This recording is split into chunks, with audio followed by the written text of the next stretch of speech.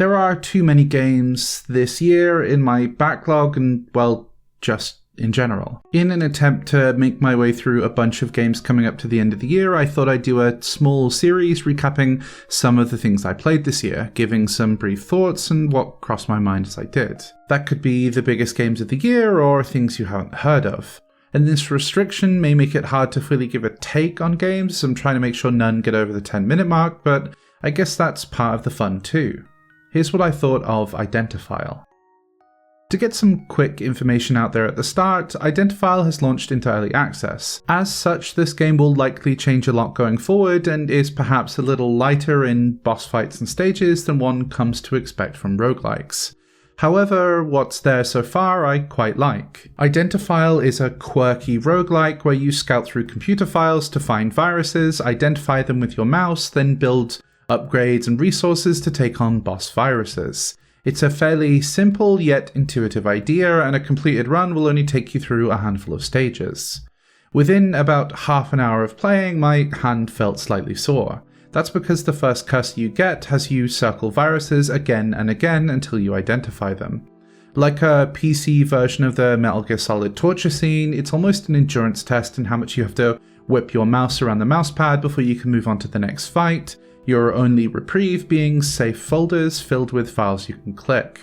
Once clicked, those files disappear and you have a chance of getting a coin or maybe some sort of bonus item for your troubles. If you've played a roguelike, there's a good chance most of Identifile's gameplay loop is actually pretty familiar to you. Identifile offers a little more to do pretty quickly by giving you the chance to get new cursors with unique attacks, tiny icons to pop on the bottom of your screen, and modifiers for your run.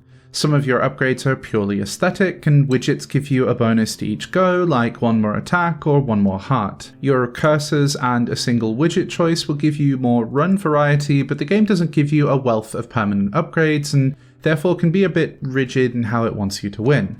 This didn't feel like a problem to me, and I never felt stuck with no recourse to actually tackle the game with.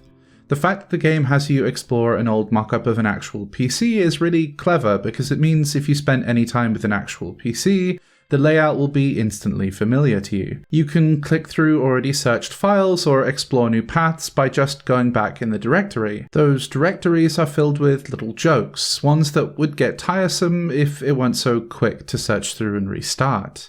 This is part of what Identifile gets right. Runs can be super quick, and even little mini-games or challenges you find in runs can be skipped entirely, so you can cut through anything you don't want to waste your time on. All this comes together to make a game that's fast-paced and just super easy to play in the background. I did find once I'd beaten a few runs, the drive to keep going had diminished significantly, but Identifile has more difficulty levels and modifiers to challenge yourself should you want to, plus plenty of cosmetics to spend your currency on. For this reason, it's a game I think is enjoyable and unique, though I can't imagine it sticking around with me all that much once I'm fully done with it. It's got a great runway for something further down the line, but even the early access release shows a ton of promise. I just feel like I'm more or less caught up with what the game wants to show me in just a handful of hours. Despite it being pretty well trodden ground by this point, I still think there's quite a lot to explore in the retro OS niche, where Hypnospace Outlaw uses his OS to touch on the vast unexplored regions of the internet before, well, the majority of people got onto it to give you a sense of nostalgia for something you'd likely never even experienced. Vile Exhumed prods at the unfiltered and unregulated marketplace that can allow the worst elements of society to fester and rot.